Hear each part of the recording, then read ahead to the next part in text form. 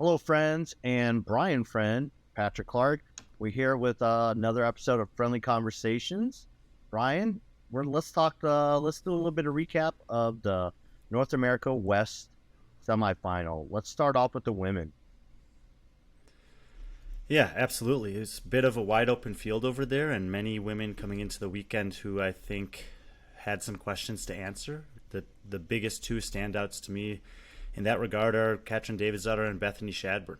And Yeah, for different reasons, neither one of them has had the level of success or met the expectations that a lot of people have for or have had for each of them. And I think in very different ways, they both doubted any of the or put to rest any of the doubts. Obviously, Katrin was in contention to win this semifinal. I think what we're starting to see is that the level of programming is pushing more towards games caliber testing, and seems like the athletes who generally do well at the games are showing out here. Katrin obviously has as good of a games resume on the women's side as almost anyone in the history of the sport. So it wasn't that she couldn't do these things, she just hasn't recently. And now that we've seen her do that again, I think that there will be and it will need to be some conversations about how good that can end up being for her against the women's field that we'll have at the games. And for Bethany, it's not a matter of capability. It's just a matter of health and confidence. And I think she was still a bit tentative, and intelligently so, in some of the approaches she took to certain tests this weekend. But it was extremely refreshing as someone who's a fan of hers and know that there are a lot of fans of hers out there to see her back in the mix doing some impressive things. And I'm just hopeful that she can kind of ride that hopefully health, and at the very least also confidence into the games this summer, because we still don't know how good she can be in that environment. yeah. It was almost like a change in regard. Like last year, we had a lot of young, new faces, and athletes like Bethany and Katrin, didn't make the games. But then this year seems like it roles reversed because, you look down that leaderboard, you have Freya and Rebecca Foussier who that kind of replaced them last year. And, can you talk about their struggles as well as Dani Speegle? And Sydney McAlishan, there were several games athletes from the 2022 season in this 2023 North America West women's field who didn't make it back. And I think that the answers for those women can be, quite different. I really think that Dani put herself in a tough spot by making that trip to Saudi Arabia so close to the competition. You and I know from traveling to the Middle East and back that the return trip can be quite demanding and the physical toll can be extremely high. She still came, within honestly 5 pounds of a snatch from making it, even if everything else was the same. So I don't think it was necessarily a bad performance, and I don't think it was necessarily a bad decision for her to go over there for the impact that might have, and for her personally, that might have been a super important thing to do. Didn't work out for her on the competition floor, but I think that of the women who didn't make it back, that's the most kind of understandable, just because that is such a demanding trip. I think for Freya Moosbrugger, we'll see where her career goes from here. We know that Atlas Games women's field last year wasn't the strongest, and it didn't have a great carryover this week. For Rebecca Foussier, she we've talked about it. She continues to impress in terms of some of the way that she's able to move weight and kind of rise to the challenge when needed. She did have some great performances on the stuff we'd expect her to do well on, but it seems like this test is favoring the bigger, stronger athlete a little bit, and so she got punished for that, not of any fault of her own. It's a semifinal. You only get 7 tests, and when they work out well for you, you can be in the mix, and when they don't, it can be really quite punishing for certain athletes. So I think Rebecca's the type of athlete that could potentially rebound from this. Like, she could come back next year, get a different combination of tests, come in a little bit heavier, a little bit stronger anyway, and potentially throw her name into the mix again. But and then the last one, Sydney McAlishan, I think that there's probably the least answers as far as she's concerned of the 4 that didn't make it that we're talking about here. I thought she would do quite well on this test and have a pretty steady performance that would keep her in contention for most of the weekend, and it just wasn't the case. So that's an athlete that with a really quite tight turnaround going back to Europe. I'll have to kind of go back and assess Sydney's performance this weekend and see what I think about that probably after the fact. Let's talk about some of the performances of the athletes that made it. I think the one that stands out to me, and I'm pretty sure you will agree, was Bailey, especially on Sunday. She went from, I believe, 22nd into a game spot. Yeah, I mean, Bailey made the games the last 2 years, and she was almost in that category of women that we were just describing. It took a fifth and a fourth on the last two tests to propel her into the game spot by 2 points. It was 2 points between the last two women in and one woman out, so the margins were as thin as they could really be. I think it's just it's kind of just a testament to her spirit to still go out there and put up some really great performances on the last day. I did find it somewhat interesting. Obviously, Tyler Christoffel didn't make it through, but he also had his best performance on the last day. So it was a little bit of a similar story for those two, even though the result was different. And yeah, she was. I mean, it was the cool thing about the women's leaderboard at the end of the competition was they didn't know if they'd made it or not, and so you get to see the raw emotion and reaction, and you could see how important it was for her. And so it's very rewarding for anyone who's a fan of hers. I think that Bailey has proven herself to be a contender year in and year out at this point. I'm not sure the games that she's had done as well as she wants to, so I'm hopeful that again she can leverage some of the excitement of making it in such a dramatic fashion this year as opposed to last year where she was pretty comfortable most of the weekend, and maybe parlay that into an elevated games performance, but we'll have to see. You talked about the raw emotion of that moment. I think the raw emotion kind of stuck out to me, and probably you as well, as Kelly Baker, who's an athlete that both of us have been really high on all year. And just seeing her react, it was quite a moment. It was, she's someone that I've known personally for the last year, and it's just really cool to see someone like her, especially the amount of dedication she has put towards making the games. Yeah, it's been a great year for her. She won the fittest experience in January. I think that was good for her to get some competition reps. Great through the Open, great through the quarterfinals. But I think a lot of people were still having some doubts about whether she could do it when she needed to at this stage. And she earned enough points early on that she could afford that tough finish on the final workout. I'm not sure that I think she may have thought that she had blown it for herself, and so find out that you're the last person in is in a situation where you're not so sure, and you feel like you might have just kind of wasted the whole year's effort on a performance that was not up to par. So it is cool to see the emotion. I mean, these people, they even the ones that are nowhere near the cut line, they invest so much into just having the chance to be out there on the semifinal floor. And for the ones that do get in, especially when it's something they've been chasing for a long time, or if it's their first time, like Abigail Domet, who's not necessarily as seasoned as an athlete as maybe Kelly Baker is in this sport, but she's, I think, certainly surprised me. I think surprised herself, and those are that's the reason why we do this. That's the reason why we have the competitions, is because you never know who's going to rise up. And I think in particular for Abigail and Kelly, it was a very, very cool moment and welcome surprise for them and their supporters. Yeah, I mean, I think Abigail hasn't really been talked about as much by us, but I think that might be changing here. She's one of those people that we don't really have too much data on. But we're gonna get it before the games comes around, and she might surprise. But let's switch over to go ahead. I'll just say this: the thing that stands out for her is how well she was able to do on tests 4 and 5. And if you look at the other athletes who've done very well on both of those tests, it's very good company to keep. So I think that if nothing else, that's something that we can look for her to potentially have some strong performances on those specific kinds of tests, or as we've seen with Adrian Bosman's tendency to kind of couple or pair tests together that highlight the extremes of fitness, whether it's strength and speed or power and skill. So we'll see if she can maybe have a couple surprise performances at the games. Yeah, as dramatic as the women's division was at the West, the men, it did have some drama.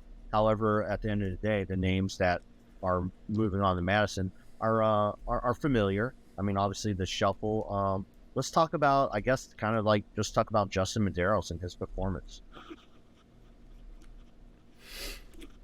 Yeah, there are 0 rookies going to the games in the North America Men's West field. There are 3 on the women's side. There were 3 women in the East. There were 3 men in the East. So it's the outlier in that regard with, like you said, names that everyone will recognize. And so when you look up and down that list, Justin Medeiros being right in the middle of the qualifiers at 5th place is obviously the thing that jumps out.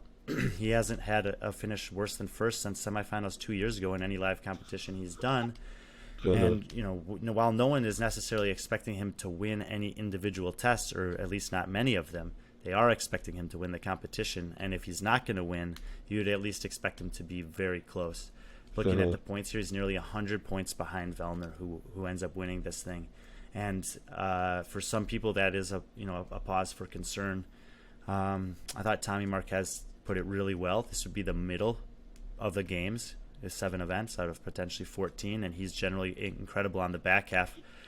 But yeah even so, in these shorter program tests recently, he's been good enough to win, and even if he's not winning it after every single check-in point that we have, he's really, really close. So this is definitely a step back from what we're used to seeing in terms of the execution and caliber of performance from the 2-time champ. I actually think it might be good for him, just to have that fire under him, to have that motivation, to have the feeling of what it's not just to not win, but to see 1, 2, 3, 4 different men announced as having beaten you on the weekend. I don't think that he's going to like that feeling very much, and I actually think it could end up being a scary thing for the games field. But it depends how these 2 months go, because it's the mental aspect of this game is very touchy, and when things don't go your way, your ability to respond to that and how you bounce back from it is what separates the best from the rest. I think that he's had very little adversity over the past 2 seasons, and if you just contrast it with Pat Vellner, who's had a lot of adversity, challenges, things not go his way for sometimes his own fault, sometimes things that are out of his control over the years.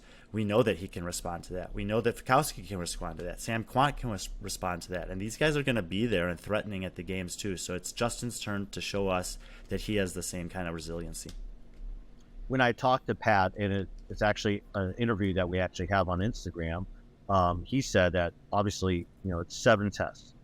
And he truly believes that what we saw Justin on Sunday is the Justin we're going to get at the games, because that's only half the tests you're going to see at the games. Justin gets stronger and stronger. So Pat's not taking that win for granted from our conversations with him, and it just shows you what type of veteran and how Pat's approaching the leaderboard after the competition. And you've had you had conversations with him and Brent afterwards as well.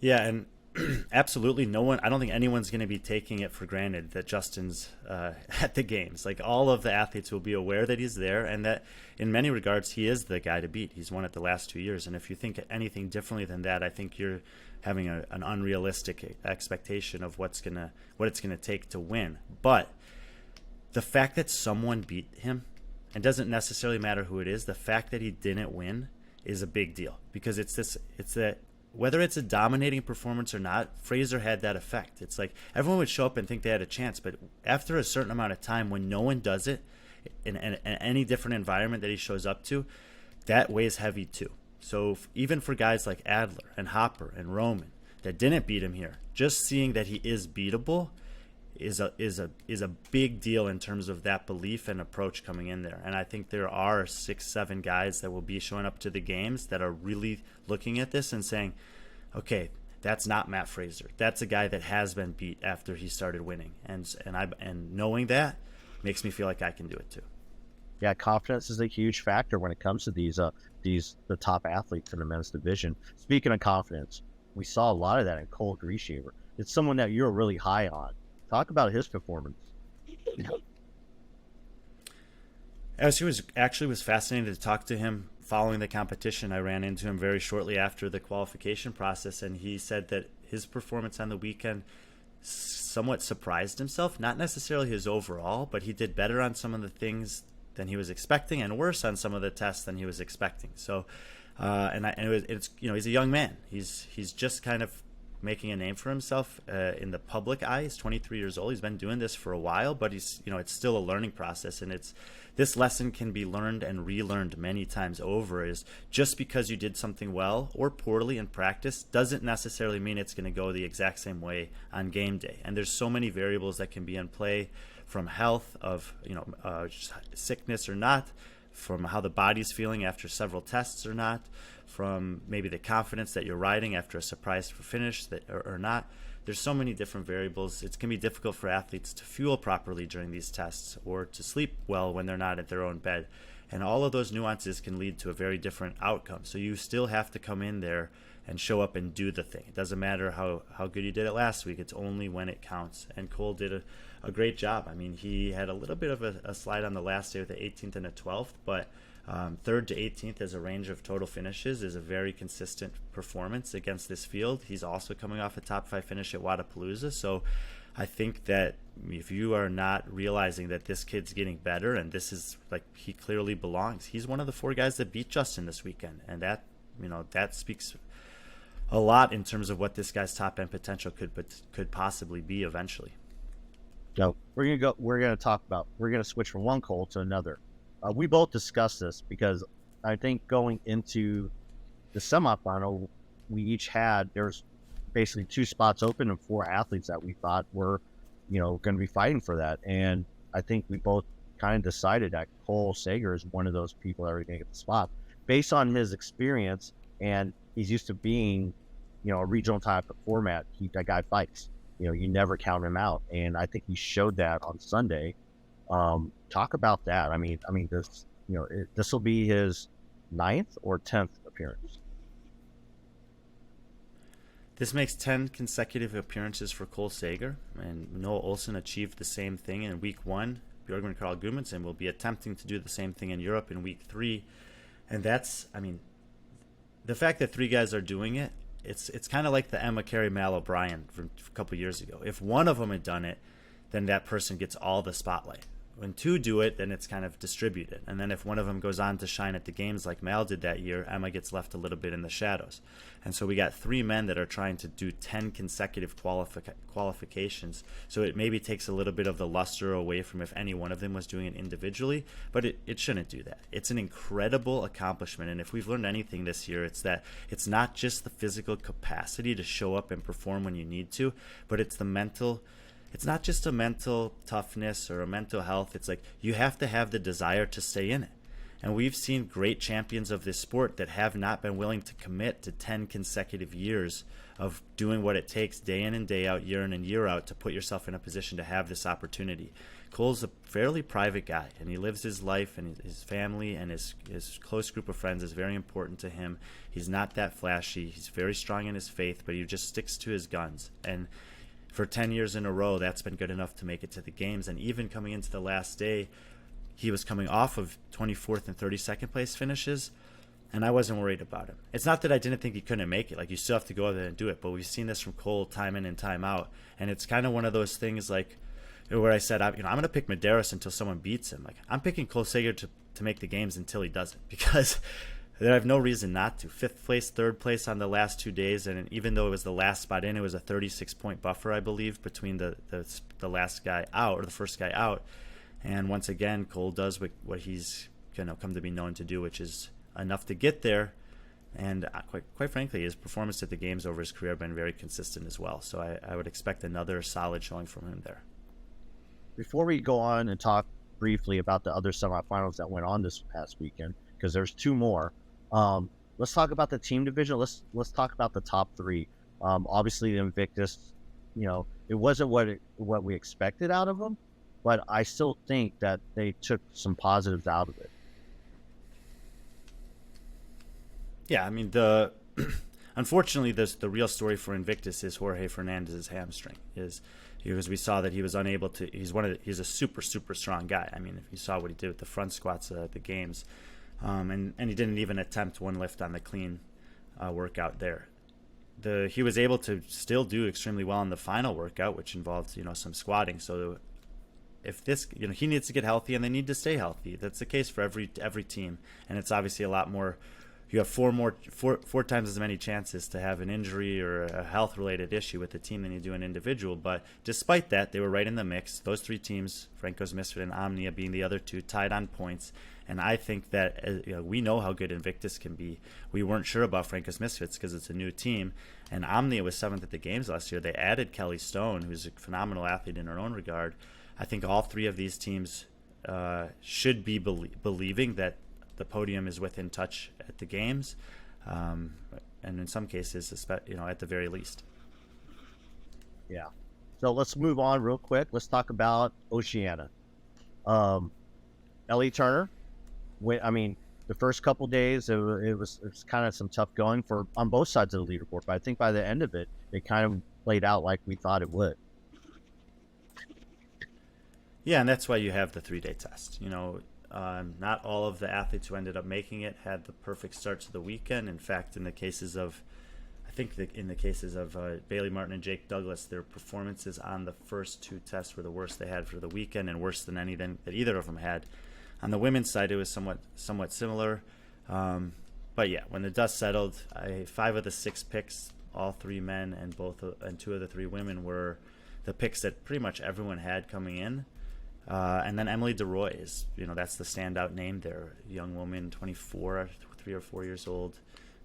She's 22, excuse me. And really solid, steady performance. She had a few tenths, but she also had a couple wins. And, being able to win an event against women who have done, pretty well at this stage of competition and also at the games, and Ellie Turner and Jamie Simmons in their careers, that's the type of athlete that I get excited about having as a rookie at the games, because that means that there's the chance, if the right thing comes up, that she can throw some weight around in an earlier heat and put up a score that is maybe an early indication of what the best scores in the world could be, but also a score that might hold as a top 10 throughout the entire round of heats of the women's field, and therefore have some impact on the top of the leaderboard as well. So we knew there were a bunch of young women down in Australia that could potentially do something like this, and it's Emily who rose to the occasion, and I'm super excited to see her in the games field. Yeah, and on the mean side, on the team side, we had another Mayhem team. No surprise there as well. Can't wait to see Royce Dunn and that whole team. I think I think we both agree they're probably another team that could potentially fight for a podium spot. Yeah, they had a little bit of trouble on the first workout, took 4th. They went on to win every other test, and they are the class of the field over there. I don't think that they necessarily, that second place team is good, plus 64. They were first, second, and third on every test also. But you look at some of the scores relatively to Mayhem, and you see, nearly a minute difference on some of these, 15 to 20 reps on some of these. Mayhem is the next level up, and yeah, their test will come at the games where we find out just how good they actually are. Now, moving down to South America, the big story, Guy not making it. Have you had a chance? Have you heard anything regarding his performance down there, or how he's doing? I mean, look at his performances: first, second, first, 6th, first, third. That's dominating. But he took a 15th in workout 1, and that was something that he couldn't recover from. And right now, this semifinal, I think there's some confusion because we see athletes in the 60-person fields taking really bad finishes and still making the games, sometimes somewhat comfortably, like in the case of a Sydney Wells. And then we see in the 30-person fields that sometimes one bad performance is enough to keep you out. And we are used to that from regionals gone by. But in the case of this semifinal, where you have some 30 and some 60-person fields, the scoring system is dramatically different, and therefore the margins for error can change. While Guy just wasn't good enough on that test, and it's a test that there were a lot of people who weren't good enough on the other tests that happened to be good at that one. And it was just maybe the perfect storm for him to not make it. And all the credit to Kaike and Kalian, these guys performed. I'm pretty sure that none of them combined, they didn't have anything worse than 6th across the board. And 6th place was Guy's second worst finish. So obviously he's got that massive potential, and some of this he's got close to a world record on the snatch, and he has the world record on test 6, but well, he did, at least until Justin Medeiros went. And it wasn't enough, so we won't see Guy at the games this year. But when you have someone who's been 2 times top 10 and they miss it, it's a huge storyline. For me, I'm like, okay, well, we got 2 new guys there, and I want to see if maybe they can have some performances at the games that we've yet to see from anyone not named Guy Medeiros there. That doesn't have to be a top 10, but it would be cool if these guys can, mix it up and have an 18th, a 23rd, 28th place finish even would be better than we've seen from the other guys in South America so far. Yeah, I mean, you look at Souza, he had 2 event wins. Cervini, he's been someone that's been kind of on our radar. I mean, from past semifinals and some competitions down to South America. But yeah, it'll be interesting to see what they do at the games. On the women's side, a little bit more familiar names that we know with Campos and Alexia Williams. Yeah, Victoria Campos, I thought, was the most consistent, well-rounded athlete coming in for the women's field and the favorite to win. She had a very consistent string of events after the first one as well. That was almost a mirror image to Guy Medeiros' performance. 14th, and then nothing worse than 4th, I think, the rest of the way. And so the field is just a little bit different. We saw, several of the women also have workouts that weren't that great, and therefore she was able to make up the points. I think her total points ended up being 2 different than Guy's, 616 to 614. That was enough to win on the women's side, and it was only good enough for 3rd on the men's side.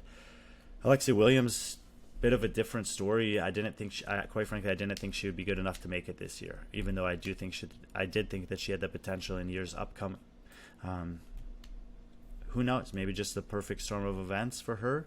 But it's exciting in the same way that it is for the 2 Brazilian men that'll be rookies at the games to have a new face there. I think most people were looking at Sasha Nieves as being the most likely representative to come out of Argentina and challenge for one of these game spots. But as we've been talking about throughout the show, you have to show up and do the tests. Alexia did them extremely well, and it's very exciting for her. I think she'll go back to Spain probably to train in the interim, and we'll be curious to see if any of her training partners can also make the games out of Europe, so that they have a very positive and competitive environment to get ready for that over the next couple months. Yeah, and on the team side, there's a familiar name in Q21, finished 2nd from Argentina, and then we have a new team, Tempo, South America CrossFit Black Sheep Treta. I mean, yeah, I don't know much about them. The big story is probably the team that finished. Yeah, the big story for the teams is probably the one that finished 3rd, the Mayhem Soul team that I thought was the favorites coming into this competition, and they ended up 60 points out of the 2nd place spot. But that first team is another. Facundo coaches both of those teams, and that Black Sheep Treta, even though it doesn't carry the name Mayhem on it, Caroline and Tato are athletes that we got to train with in Mayhem earlier this season. They are, obviously quite talented. I think that the question here was how Tata Reban would hold up. She's 40 years old, and we have seen women of that age compete at the games before. Actually, the first ever CrossFit Mayhem Freedom team had a woman that was a Masters athlete on the team, and they ended up winning in 2015. It was unexpected, but that these 2 teams would qualify, but not unexpected that they would be in qualifying contention. I think I had them 2nd and 3rd. They ended up finishing 1st and 2nd. So congratulations to both of those teams. The Q21 team won last year and then had a member fail their drug test. So certainly a team that, like you said, we've seen before. And just for all of South America, I think that if every one team and individual passes their drug test and these people all go through, that would be a massive win for them and for the community as a whole. And I'm really hoping that happens, because I think there's a lot of exciting storylines coming out of there. Well, I don't want to talk too much about previewing Europe and Asia, which, I mean, you have a flight to jump on, so we're not going to get into that too much. I'm going to stay behind. You're heading off to Berlin. Brian, as usual, catching flights, not feelings. But you did I think you were on this morning or yesterday, which will be yesterday or tomorrow. I don't know. I'm so out of whack with the time difference here. But with Sub on previewing Europe, an extensive preview of John Young and Andrew Hiller. So if you want to listen to what Brian had to say, go ahead and go to Sub on. If you haven't already, listen to that show. Brian, you have anything in closing you want to talk about before you catch that flight to Berlin? I mean, this semifinal this year, we have the same tests across all 3 weekends. And so we've gotten to learn a little bit about not just each individual test, but what the totality of the test is. I think that because of that, we can adjust or adapt expectations into the women's field. And like you said, we break it down on the Sevan podcast, and I will be working closely with the broadcast team over there to try to set up some storylines that kind of tie the thread between all 3 weeks. I think that the European semifinal, the fact that it's just one, is going to be an incredible environment. I'm very excited to be a part of that, and I hope that people can feel that, through the broadcast if they're not able to be there in person, because I think there are many men and women in this field who are exciting, not just at the top, but also at the cut line, and both of those storylines are critical elements of these semifinals. Yeah. And for our followers out there, our fans, don't worry. We will be doing daily recaps. We have the very talented Patty Orr helping us out this weekend in Berlin, and I'll be back here watching the Asia semifinal. So, expect the same coverage that we normally get from B.Friendly Fitness. But again, I don't know if you noticed, again, wearing the core shirts, merch. It's on our website. Please feel free. Semifinal, our collection, the core collection. We're going to start working on designs for our games collection. So, but before we even do that, go ahead and go to the site, start buying that stuff up. We actually even have hats now too. This is one of my favorites, the cream. And yeah, also, if you want to keep continuing to see videos like this with Brian's beautiful face and me, I guess, support our future projects we have in store for B.Friendly Fitness in the future, consider becoming a Patreon on our exclusive Patreon page. The link is also in our bio. And as always, like, follow, subscribe, and get alerts on all new videos on this channel. Be friendly, our friends, and we'll see you later.